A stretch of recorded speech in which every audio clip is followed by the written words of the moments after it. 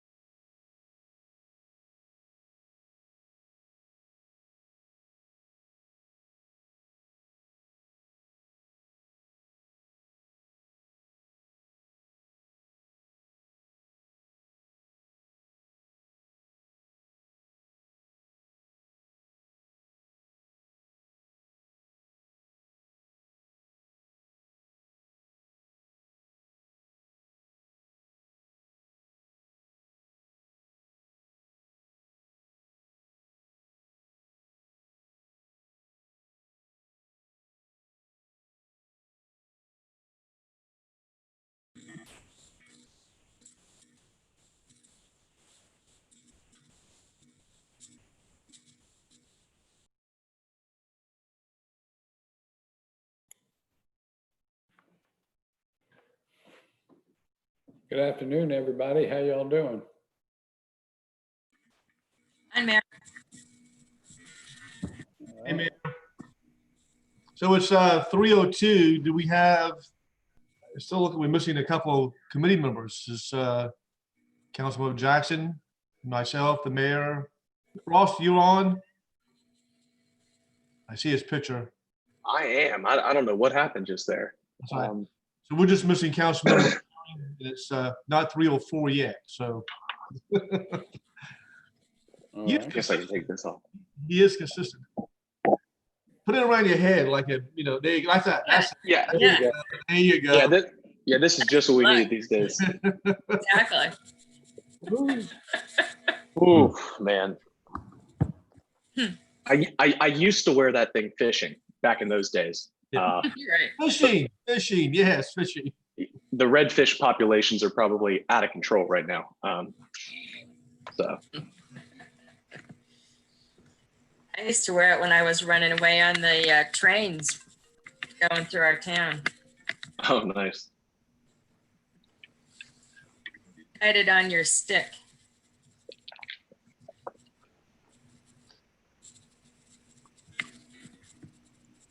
Well, we have a quorum. Yes. Bethany, you with us? I'm here. Yep. Okay, you want to go ahead and call the roll? So we have, Yeah, I can do that. Councilmember Shade, present. Councilwoman Jackson, Here. Councilmember Appel, Here. Councilmember Waring. Not present. And Mayor Tecklenburg. He's here. Here. Mayor. Mayor Tecklenburg. Hey, Rick, go knock on his door. He's here. All right, Councilmember Jackson, you listed to give us either a moment of silence on invocation or whatever you, Sure. whatever moves Thank you. you. Thank you. You can bow. Lord, we thank you for this day in the beginning of a new week. I pray that it's a week that gives people encouragement, that they're being heard by all forms of government and institutions who are pledged to be the instruments of peace and goodwill. Thank you for the decisions that we'll make today. I thank you especially for the affordable housing that we are helping to grow an inventory for, and we ask these things in your name. Amen. Thank you. Well done. I think we got our May 26 minutes. I know I looked at them, so I will entertain a I'll motion. move for approval. There's a second, all in favor, say aye. The ayes have it. Aye. Any noes? All right. The next item, and I've reviewed our agenda, didn't read all of the legal stuff that came accompanied with it. So I'm not sure who's on deck on give us a report on the valet parking services agreement with Lodge. As my aunt once said, Lodge Lee in. Peter? How you doing, Councilman and Mayor? Peter Rasco, Parking Contract Manager with the Real Estate Management Office. This is a parking agreement, a proposed parking agreement with the owner of Lodge Alley Inn on East Bay Street, and it's for the purposes of accessing the city's automated valet parking system at the Concord Cumberland Garage at 1 Cumberland. Lodge Alley Inn is really one of two hotels left in the city which have not converted over to the automated system for valet parking. Typically, our agreements are month to month. For business purposes, the owners of the Lodge Alley Inn have requested a 5-year term for access with automatic renewals subject to the city's 90-day kickout clause. So that's the proposal. I would recommend it. They have been straight up and very excited about getting into the system, but felt like that they wanted a longer term to be for business planning. So that's why it's on the agenda, because of the longer term that they've requested. Okay. Anybody I'll have move for approval. any questions for Mr. Rasco? Okay. I have one Councilmember question. Jackson moved for approval. Is there a second? Second. I'll second. Okay, there's a second. Any further discussion? I just have one quick question just to clarify. I think I know the answer. So the 90-day notice can't take place during the first 5 years, right? It's only if we decide not to renew, we give them 90 days. Yes, ma'am, that's correct. That's the way it's been drafted. Bethany, let the record reflect that Councilman Waring has joined us on our Zoom call. Good afternoon, Councilman Waring. I've got it. Okay, thank you. All right, so any other questions or further discussion?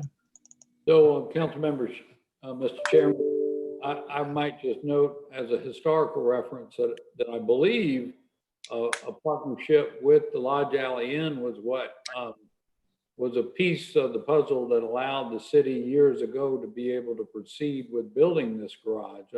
I might be wrong, but I think I remember just knowing Mr. Griffith that this was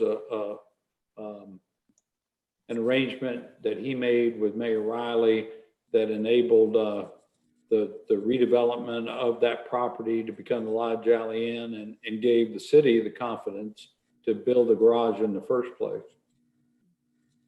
And, you know, Mayor, I was thinking about that earlier, and I know that this garage isn't, this is not the garage I'm thinking about, but the one that the State Ports Authority used, is this part of that This same? is the same garage. Right. Right. And Right behind our Rotary. it was the Lodge Alley Inn renovation project that really got things moving along that East Bay corridor. Absolutely. And that whole movement to save these old buildings, the warehouse buildings on East Bay Street started with this project. So we are going down a little bit of memory lane with this, but appreciate their involvement with it. And I'll call for the vote. All those in favor say aye. Aye. Aye. Any opposed? The ayes have it. All right. Item number B is the approval of the memorandum of understanding for lease space at MUSC Children's Hospital for police forensics. So who's going to give us a report on this? Hi, Chairman Shade. This is Lee. How are you? Good afternoon. How are we? I just responded to your email, by the way. Thank you. Okay, great. Thank you. So this is essentially a lease extension of the space that the forensics team is already leasing. We just needed to extend it a little bit longer to give the construction time to be completed on the new forensics lab. But we do have a 30-day notice where we can go ahead and terminate it early. And the rent is remaining the same, so there's no increase. Okay. Move for approval, Mr. Chairman. Thank I'll you, Mr. second. Whitman. All right. Any other discussion or any questions for Ms. Bailey? Seeing none, all those in favor, please say aye. Aye. Any Aye. opposed? The ayes have it. Item number C, approval to authorize the mayor to execute on behalf of the city a development agreement for the development of 2321 Bertie Garrett Street. Who's going to give Move us? for approval. Move for approval. I'll second. Okay. Can we get an update from somebody on this? Anybody? Good afternoon, Council Member Shade and Mayor and other members of council on real estate. What you have here is an opportunity for the city of Charleston to have a house, a single-family detached home built in the Rosemont community by the Charleston Redevelopment Corporation. The next item that you will consider is a transfer agreement, which you approved last year, that gives them the authority to begin work on it. This development agreement helps them put pen and pencil in place and look at the various due diligence matters related to this home. So the idea is that this home will be constructed for an individual or family that earns 80% of the area median income. The end buyer, whomever that is, will spend approximately $180,000 or have to secure a mortgage for that amount. The overall development costs are $338,125. So there may be other opportunities as well for down payment assistance for this client, but it does enable the Charleston Redevelopment Corporation to build and provide another affordable housing opportunity in the city of Charleston. And I'll entertain any other questions you have. We can consider C and D on our agenda together, Ms. Johnson. Is that So moved. okay? Okay. All right, is there a second on considering C and D together? Second. All in favor, say aye. Aye. All right, any further questions or discussions on the item C and D of our agenda? You asked for the questions after you voted on it. No, we voted on joining them together. That's what I said. Yeah. Oh, okay. I Okay. know what I'm doing, Mr. Mayor. I'm on top. I'm on top of this. I'm paying attention. All right, all those in favor of seeing, yes, sir. Mr. Dale. Comment, somewhat related, somewhat unrelated. I mentioned this when we had our agenda meeting the other day, that I was blessed to have known Mr. Garrett, Mr. Bertie Garrett. He was the neighborhood leader of Rosemount for many years. And as chance would have it, I used to have a mailbox at Joseph Floyd Manor when they had a little substation there. And when I had Southern Oil Company right up the street, Mr. Garrett's post office box was right next to mine. And so I'd often see him in the post office, and he was just a delightful gentleman and citizen of our city. So I'll give you that other recollection about Mr. Very Bertie. nice. Mr. Bertie Garrett. We are really going down memory lane on this committee meeting this afternoon, which is always important for being a Charlestonian, isn't it? Well, you're All right. All those in favor of items C and D, please signal by saying aye. Aye. Any opposed? The ayes have it. All right. An update on a project I know that the city's been working on for quite some time and a lot of discussion, which is the update on property on River Road and Maybank Highway. So who's on the hot seat for this project? So Councilmember Shade, I'll begin. Chip McQueenie and others, Susan Herdina may also add, as we were all collectively working on this property together. And again, thank you all, the mayor and other members of real estate and city council, for your support and your efforts to enhance affordable housing efforts in our community. We've gone through several nuances with this project, just really understanding some of the opportunities and challenges that existed, in particular after outside our legal attorney began the title examination. One of the major concerns that we encountered and was of particular importance to the mayor was establishing what our stormwater management system would look like on this site.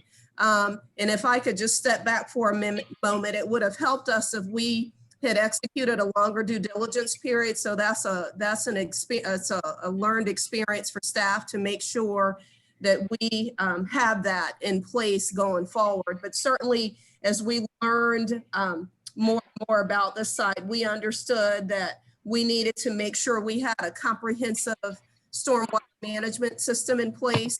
We conferred, of course, with our internal team. Matt Fountain also had a brief conference call with Siemens Whiteside, who'd worked on some of the other sites there, and found that certainly we will need a drainage system that allows runoff for the site and ensures that the proper infrastructure is there for the future builds. And we feel like we can certainly achieve that.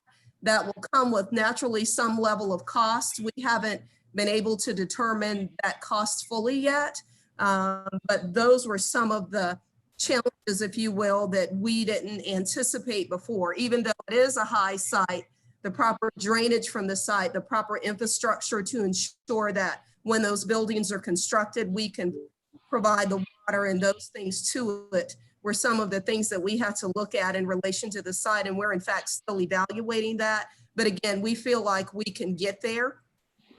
In addition to that, we also realized after reviewing title that there's a design review board on this property. Fortunately, we were able to get the owners and their attorney to agree to allow any design on the future buildings that the city would build, have that deferred to both our design review board and our DRC, simply because we know that any building that has public subsidy involved has to go through both DRC, and in this case, if we're building multifamily, we'll have to go through DRB. And so they were agreeable to that as well. There were also some limitations relative to what could be built here. There was an understanding that mayor and city council has some unilateral authority that allows us to change the zoning as necessary in order to ensure that we're able to maximize density on this site. And at this point, I'm going to ask Chip McQueenie if he's on the call, or Susan, to add to some of that, and then I'll finish out with additional thoughts. Let me just interrupt and ask one quick question, because Sure. we were using this land for affordable housing. Yes, and- sir. And all the things that you just mentioned were things I understood were little hurdles. Are we losing any of our projection for the number of units we can put on there with these hurdles that you had to overcome? We may lose some, Councilmember Shade, based on the design of our stormwater management system. But I shared with the mayor some time ago, very similar to what we encountered here on the peninsula with the property that the housing authority's building. We had some challenges there as well, and they utilized an underground system that allowed them to not lose any units. And so what we're going to have to do is be very strategic and very savvy about the systems that we utilize in order to ensure that we maintain the level of density we're anticipating. Okay, thank you. Mr. Mayor? I'd like to add to that by just saying that the property is entitled for 104 units. Yes. And we've had a main concern about the stormwater challenge, although it's in a good area of Johns Island. A portion, small portion of it does drain in the Barberry Woods drainage basin, but mostly that's the wetlands part. So anyway, the way Matt Fountain describes it to me, that may have to use more real estate for the retention to meet all the requirements. But what Gianna pointed out was that we have the authority to not change our density, but to change our product type. We would have to make a change to the PUD. So right now it's zoned just for single family homes and townhouses. So say we need a little extra land for retention pond, we could change 30 to 40 of those units to be multifamily that would take up less real estate and satisfy the stormwater. And our goal is to maintain the density of 140 units. So, and somebody else might mention this, but Deanna didn't, so I will. Our conversation with the owners, the sellers, about our concerns over all this did lead to, in essence, a $200,000 reduction in the price of the property in consideration for any adjustments like that we would have to make to stormwater requirements. So I'm thankful to the seller for working with us. So I think they're making a contribution back to us, but the net result is, rather than 3.5 million that council approved, the purchase price will be net 3.3. Thank you. So before we go to Mr. McQueen, any questions generated by other council members? Ms. Jackson?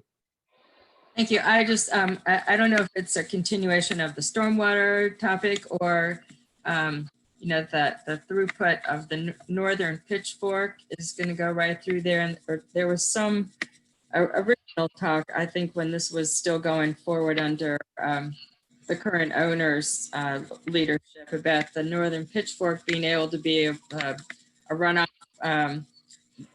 like one to help with the capacity for the stormwater drainage. And then I've heard informally that maybe that's not true. So I don't know if that's a problem for just this property, or if really there's some to be done about the pitchfork for any other land that we've already identified for development around there. So maybe that's a premature question and it's not relevant to this particular update, but I know that there's something about the northern pitchfork that isn't clear at this point. So I can make a stab at that as well. Yeah, Mr. Mayor, thank you. The county a week ago or so, maybe it's now 2 weeks ago, did resubmit their stormwater plans for the northern pitchfork. And so that's moving along. I think the reference that you're referring to from the sellers was that there was a part of the pitchfork property that they have dedicated to, for extra stormwater retention. What Matt Fountain advised me of was that little portion was probably the highest ground. So water doesn't flow to it, and maybe a little bit of our property could flow to that portion, but again, that's got to be engineered. But that's why there was some uncertainty about the fact or the statement that we'd be able to use that part of the Pitchfork property for water retention. That it may be, but it's still got to be engineered. Okay. Mr. Waring, Councilman Waring. Okay, thanks, Councilman Shahid. My question is along the line of, building roads and putting in all the, if this is the site I'm thinking about, don't we have to build a road and put in water, sewer? Obviously you're talking about stormwater runoff, curb and gutter and sidewalks. We have to do all of that, as I understand it, before we go vertical. This site doesn't have infrastructure in there already, does it? That, to my understanding, it does not. So if somebody else can chime into that, but That is correct, Councilmember Waring and Councilmember Shea, but there is access to sewer lines, et cetera, whereby we could access it for the site. No, I understand that. I mean, being to the property line, but Correct. I built roads before, and I put in. It used to be 30 years ago, a little bit longer. If you annex to the city, believe it or not, the city, and Mr. Mayor, you may remember this as well. You annex to the city would pay for all that infrastructure, and all you did was build the house. Well, decades ago, they got a lot smarter. Now the developer has to do that. Have we ever done? I mean, Ms. Shaw Johnson, have you done, since you've been with the housing part with the city, developed raw land to put in all that infrastructure, road, water, sewage, again, curb and guttering, street sidewalks, before you go vertical with the houses? No, sir, we have not. And where that has been needed, i.e. on the land that we have transferred to other nonprofits, we have worked with the developer themselves to actually pull that in for us, especially if the city's transferring the land to the individual or that entity. And in this case, we usually require the developer, because the city has paid for the property. So we require the development entity to bring the capacity to do that, either in concert with the city or do it themselves from the financial standpoint. Very okay. With doing this due diligence period, will we have an estimate on what it's going to cost to bring all the infrastructure in prior to building the houses? Before we make the decision, pull the trigger to buy this, will we know that what that number is before we make the buying decision? We did get that information from Seaman and Whitesides, who frankly have been working with the seller. They're also working with the beach company who's developing the site right across from the northern Pitchfork. So we feel like it's reliable.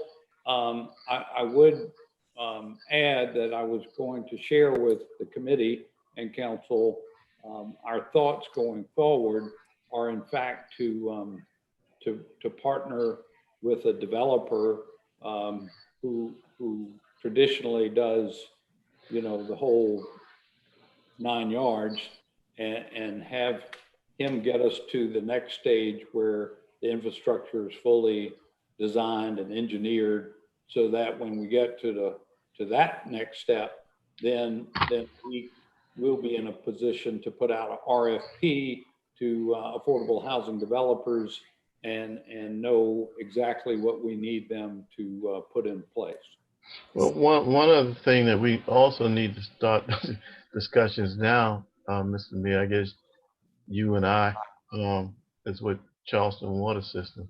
Or I guess St. John's, that would be St. John's Water Works or whatever, because Johns Island is a wholesale customer for Charleston water system. So I don't know what the impact fees and the like are with Johns Island Public Service District, but obviously we need to get that because, you know, if we're going to build hypothetically 100 units or 100, let's just use, I think you said 104, but let's just use 100.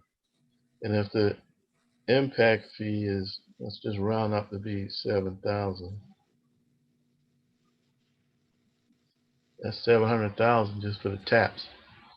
So if it were Charleston water system, I would be hopeful that, you know, we could work something out because it being affordable housing. I don't know. I've never had a conversation with St. John's. Is it St. John's PSD or St. John's It's the St. John's Water Company. I Water think, Company? Right. and I've had to deal with them before, and on a very small scale. But you know, I just suspect that the purchase price, the value of it was based upon, Councilmember Waring, what you are mentioning right now. I mean, the improvements on this property, I would suspect, and somebody can chime in on this, had to be taken in consideration for the things we're going to have to do with this property. Yeah, And I just want to get the information up front, you know, because and I don't know, maybe the sewage is through Charleston Water System. I'll find that out before tomorrow, frankly. But you know, I just want to. I'm telling you, building the road, water, and sewage is tough, very expensive. So anyway, just want to get the information up front before we make that buying decision. No, I appreciate your question because I think it's something we need to keep in our mind. This is, like a better way of saying it, raw land that we're improving on, and the project should be a wonderful project for affordable housing when it's all said and done. It will be. Well, we've been so successful with infill. When you do infill, obviously you don't have to worry about the road and all of that because that's already in place. But anyway, I look forward to it. Let me call our lawyer, Mr. McQueenie, to update us on some of the aspects of this negotiation and other items we've been doing with this property. Mr. McQueenie? Yeah, I can speak to the zoning aspect. I think Gianna hit it on the head. It's a development parcel. It's not a building site.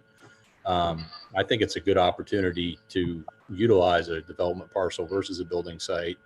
This is me personally talking because, you know, it can benefit the city in other ways than just affordable housing, such as, you know, more conservative stormwater systems and those kind of things.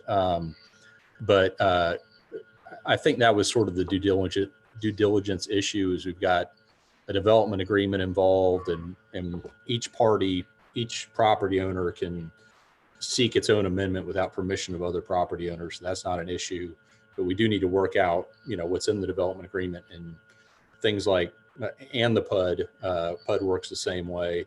And for one thing, you know, if we want multifamily housing, we would want to have that discussion. And, you know, I think stormwater was really the driving force is the number one reason we needed more time. And I think out there CPW would provide sewer and St. John's Water Company, Inc. would provide water in that area. So makes sense. All right. So this is an update, so we don't need to take a vote on anything. Is that correct? That's correct. Council already approved the purchase at 3.5 million. Again, the net effect is this will be 3.3 million. So we did negotiate a couple $100,000 further off, Councilmember Waring, just to give us a little comfort on these same issues you're referring to. Okay, good. Thank you.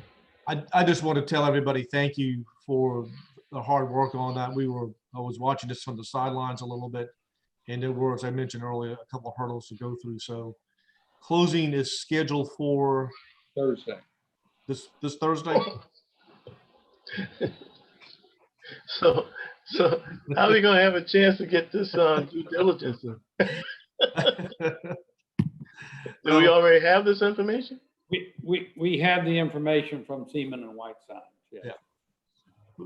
We got most of the information. I don't know if we can tell you a price for cutting that road in there, Councilmember Waring, and what's it going to cost, but everything else I think is done as far as. Do we know that who's the engineer working on it at Seaman Whiteside? Do we know that? I mean, is it Stewart or who is it?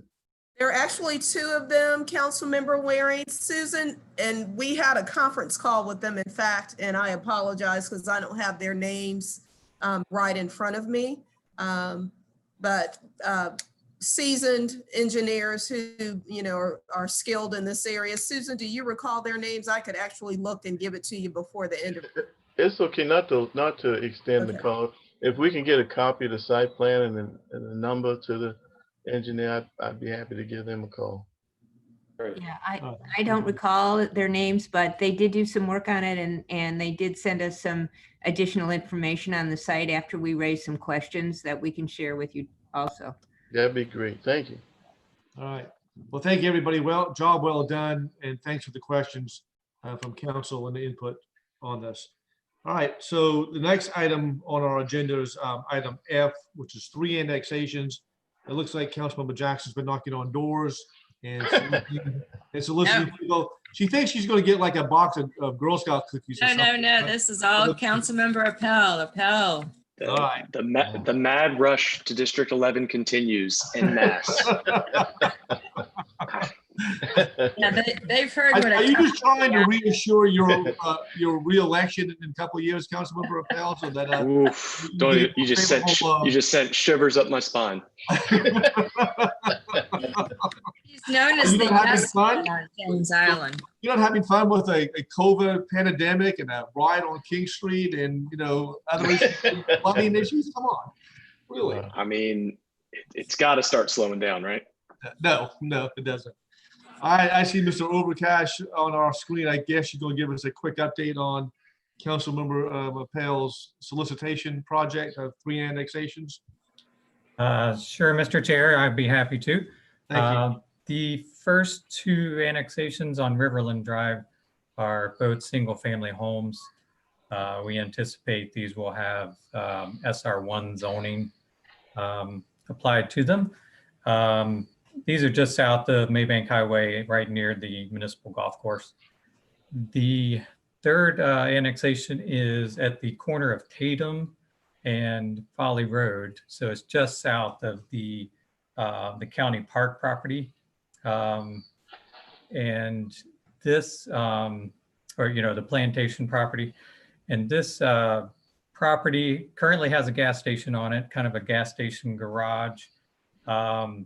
The contracted buyer is proposing a new gas station under the Refuel brand, which tends to have good architecture, good design. And of course, if this were annexed into the city, the most appropriate zoning for this site, based on its previous zoning in the county and its location and its existing use, would be the general business zoning. And in fact, it would be necessary for a continued gas station use. They would also be placed under the Folly Road overlay zone, which of course places some additional design requirements and some restrictions, for instance, on where curb cuts can be, shared access, or sidewalks and paths. And also this would be under our design review board, any new construction. If you have any questions, I'll be happy to answer them. Any council member have a question No, I move for approval. on all 3? Yes. Ma'am? Second. I'll second. All right. All right. Any further discussion, questions by council? All those in favor of item F 1, 2, and 3 being annexed into the city, say aye. Aye. Any opposed? And looks like the ayes have it. So we didn't break any records on our committee meeting today as far as speed, but we really did accomplish a lot of good work, and I appreciate the hard work of all of y'all. Any other business before this real estate committee? All right. All right. So I'll see a majority of you guys in about 30 minutes or so. That's right. At 4 o'clock is our next meeting. All right. Good deal. See you. All right. See ya. Bye-bye. Thank you. We are adjourned. Appreciate it.